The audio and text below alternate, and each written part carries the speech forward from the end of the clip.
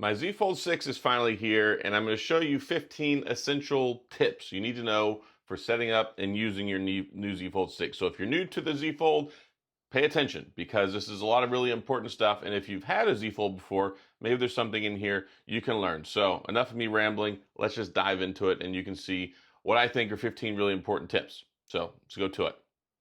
First things first, if you have a previous phone, make sure you back it up. And why? Because of course you want to set the phone up as you want it, right? Especially if you have a previous generation Z Fold, you got the Z Fold 5, you're getting ready to trade it in, back up your old one. That way when you use Smart Switch to set everything up, you can transfer everything over. It'll set it up just like it was. So that's an important thing about this phone, especially if you've got another Samsung phone.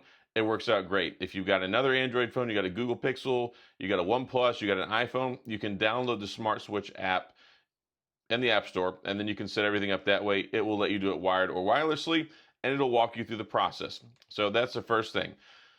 Next thing, auto brightness. So what I like to do is I like to go into the settings, and when I'm in the settings, of course, we go to display right here. Whenever we have adaptive brightness. So adaptive brightness adjusts the brightness on your screen based off of ambient and direct light that you have around you. One important thing you need to know, if you want to get the maximum 2600 nits brightness on this when it's outside, you have to have adaptive brightness on. Otherwise, it won't go that high. Like the maximum brightness that you can get on manual mode versus adaptive, there's a difference, okay? So just make sure you know that. You can use adaptive brightness, you cannot, but that's how I use it. I normally use it with it off, and then if I go outside, I turn it up, but there's also an option here, increases the maximum brightness. This uses more battery, so that's cool too. And then, next tip, light mode, dark mode. So dark mode makes everything, of course, look dark and black like this. It helps save battery. When you have it on bright like this, it uses a lot more power because it has to illuminate and turn all these pixels white and brighten them up. This will save you on battery. Thank me later. So keep it on dark mode. But if you want to use it on light mode, that's fine too. So that's another thing. But I showed you the manual brightness, the auto brightness, screen timeout. One thing that irks me with my phone is the screen timing out. So screen timeout is right here. By default, it's on 30 seconds. I like to keep mine on 2 minutes because that way, a lot of times when I close it, I'll turn the power off anyway. I'll turn the screen off. But if you don't turn the screen off, 2 minutes is not too terribly long. You can even do 1 minute. Heck, you can do 10 minutes if you want. Do it however you want, but you can do all that in here. 15 seconds is probably pretty ludicrous. And then this little feature right here is kind of like auto screen timeout. It'll keep the screen on while you're looking at it. So you can also do that as well. So that's cool.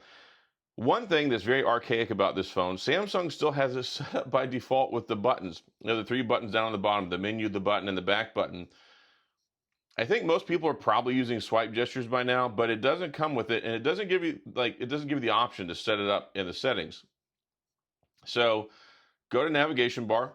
A lot of these settings are in display, so that's nice. And you can change it right here. You've got buttons. Whoops. You got buttons and you got gestures. So by default, it's on buttons. I like it on gestures. So you can set it up however you want there. If you like it by default with the buttons, that's fine. But this is how you turn it to gestures. And I get questions about this all the time because people are like, hey, my last phone had gestures, or it told me how to do it during startup, but sometimes phones are wacky. And where these manufacturers will put these settings is like, you never know half the time. So it's in here. So there you go with that. So we covered auto brightness, manual brightness, screen timeout, and adaptive display. Oh, actually, let's cover adaptive display. So by default, it should be on adaptive. But in case it's not, or if you change it and don't know what you're doing, standard 60 hertz. You're not going to see 120 hertz. This will actually help out your battery a little bit, but it should be on adaptive by default. This is what gives you the 120 hertz on the inside, on the outside. If you want to save battery, if you don't really care, you can change it. You can mess it around and do it however you want to. But adaptive display is probably the best. Now, this was a big controversial thing with the S24 series phones. People were really upset that they couldn't change, or when they were changing the settings, the display wasn't as vibrant. There wasn't as much contrast and saturation. Samsung displays are known for being very beautiful, very contrasty. So you can go in here under screen mode. So you can go in here to vivid, Mine's on vivid, that's how I like to have it, but you can have it on natural, and then you can mess with it. You can make it more warm, make it more cool, and then you can go into the advanced settings and you can max it out on the vividness, and this will be just like it was the past couple of generations with the super saturated contrasty screen. So that's something that you can do as well. So we got that. All right, so next thing is the always on fingerprint scanner. Always on fingerprint scanner, kind of important. So what we're going to do is actually, while we're in here, we'll cover this one. Touch sensitivity. If you put a screen protector on the front screen, you're going to want to enable this. Why? Because whenever you put a screen protector on, it puts another barrier between your finger and the registry of picking up the feedback on the phone screen. So especially if you use a glass one, it can be more prominent, more difficult, having issues with that. So what you want to do is, while you're also in here in the display settings, touch sensitivity, and that will increase the sensitivity of the screen for use of screen protectors. So if you got a screen protector on, or if you plan on putting one on there and find that there are changes to it, you have to be a little bit more assertive. You have to tap a couple extra times. Go turn that on, boost it up, thank me later. So there's that. Now, let's get out of here.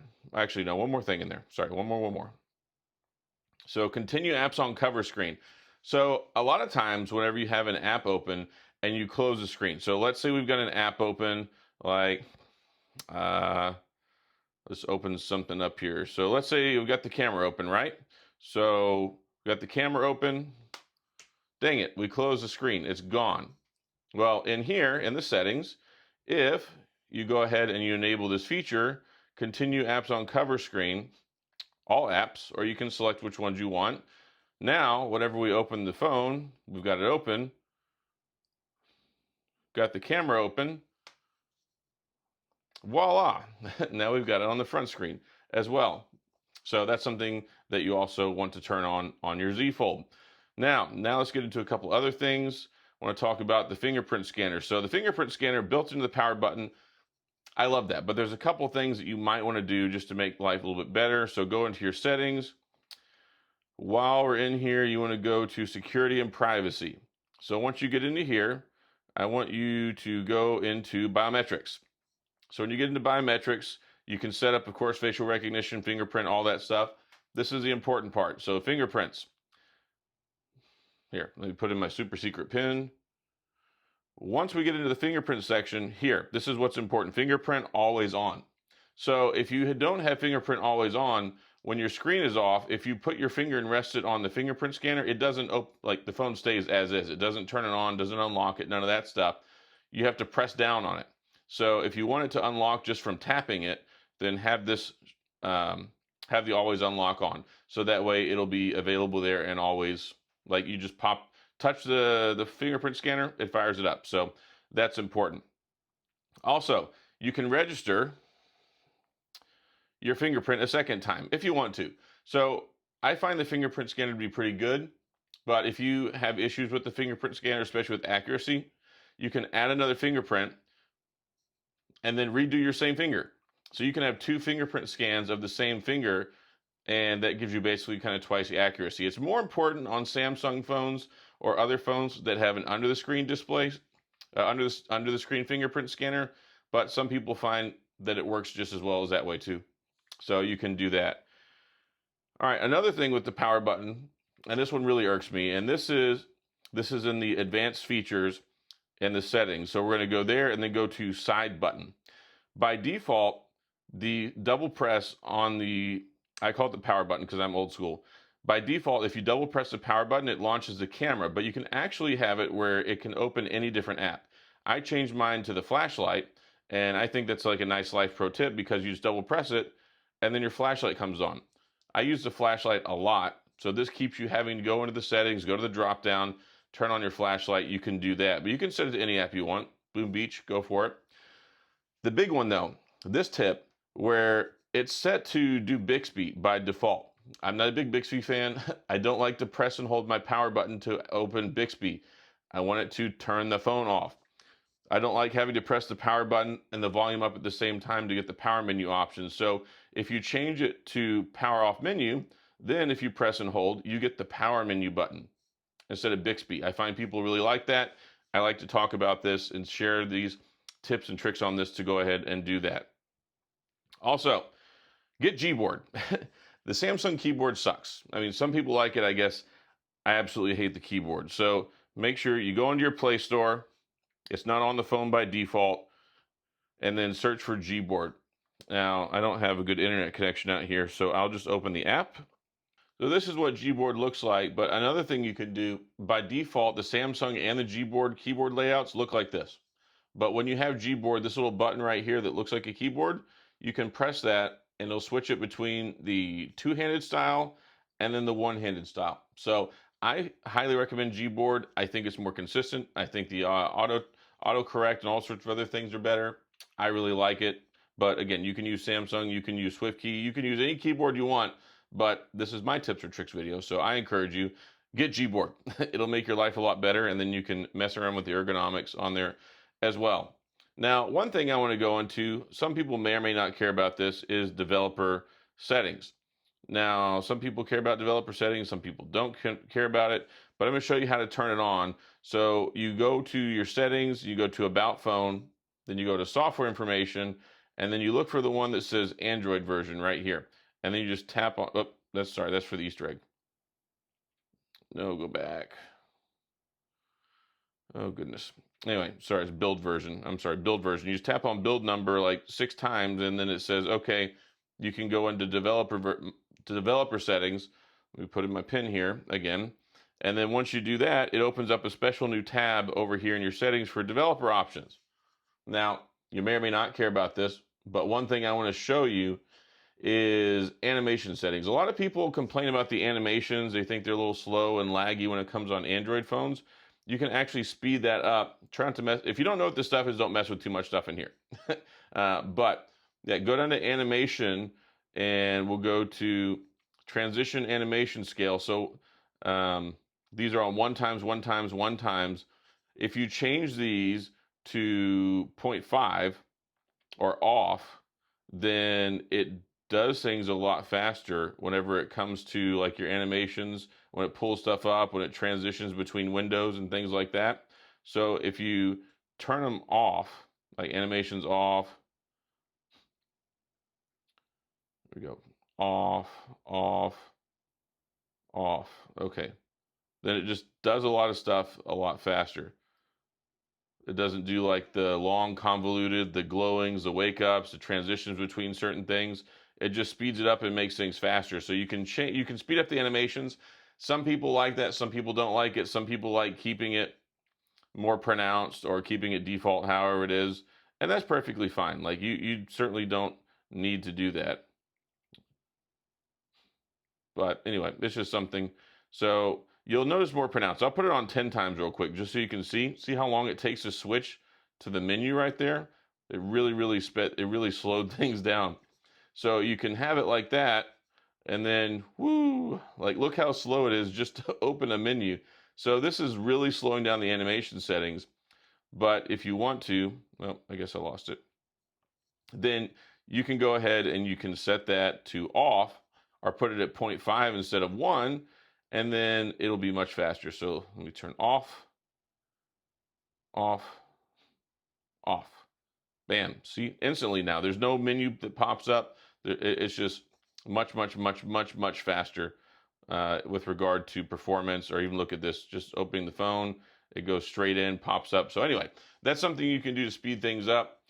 And then I think the last thing that I'm going to show you here, actually, here, check out the AI stuff. AI stuff is in the settings. Check these out: call assist, chat assist, interpreter, all that stuff.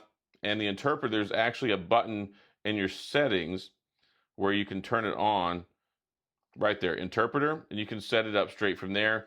Interpreter is amazing. I've used it when traveling before. So mess around with the smart features, but I want to show you this real quick. It's modes and routines, wherever it's at. I pass it up. There we go. Modes and routines. So you can actually set up your own modes and routines to make your phone more efficient, to make it more power efficient, to save battery, to make things more convenient. I actually have some set up where I've got a routine. Is it a routine or a setting or mode? It used to be called Bixby. I think it was Bixby Routines is what it used to be called. But you can set stuff up in here that's smart. So like when I'm at home, I have NFC turned off. So if you turn off NFC at home, I'm not doing any wireless contactless payments at the house. I don't need NFC. So it doesn't have that running. But when I leave the house, it detects, like it knows my home coordinates for the house. It'll turn my NFC back on when I go out of the house. Or if you like to use light mode and then you want it to go into dark mode at a certain time, you can say, okay, on the weekends, leave it on dark mode, or at 10 o'clock, turn it on dark mode, or you can turn on the blue light filter mode where it's easier on your eyes. You can have that automatically come on at 10 o'clock. So I highly encourage you to mess with a lot of the modes and the routine stuff. You can really go in here and you can set up a lot of different stuff to really make your phone work even better for you. So I know that's a lot of stuff, but hopefully some of this stuff clicked with you. Hopefully it's something you found helpful. I was thinking, like, going through this stuff, these are a lot of things that I do with my phone as soon as I set it up and get it ready. So go for it, have at it. Hopefully this was helpful. Also, I love the gray case with this S Pen with my silver color Z Fold 6. I think it looks really nice. Anyway, glad my Z Fold finally showed up. It was only a couple of days late. UPS held on to it in Houston for like 4 days and couldn't seem to get it out for delivery. But that's it for the tips and tricks. Hopefully it was helpful. Let's go to the next part. Hopefully that was helpful for you guys. These are some of the things that I do as soon as I set up my phone. I go in, I fine tune it, and I get it how I want it so that I can use it in the way that I feel is the best way for me to use the phone. I love these things. I love foldable phones. I've been covering them for years. I've had every version of the Z Fold. I've had every version of the Z Flip. And this one right here, I think it's the best one that they've ever put out. I know if I told you before, you got the Z Fold 5, probably don't need it, but if you did decide to get it, hopefully you are enjoying it. And if you've never had a foldable and this is your first one, you started with a good one. So that's all I've got. Also, I just want to throw something out there.